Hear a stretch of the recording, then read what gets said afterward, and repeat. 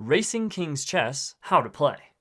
The object of the game is to be the first player to get your king to the opposite side of the board.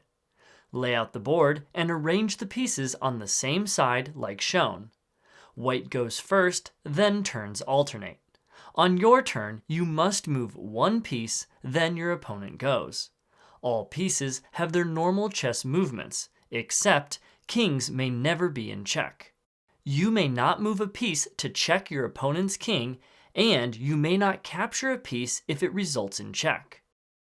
Kings are still not allowed to move into check, so any threatened spaces will prevent your king from advancing to them. The first player to get their king to the 8th row wins. However, to accommodate for White's first turn advantage, if Black is able to get their king to the 8th row immediately after White does, then the game ends in a draw.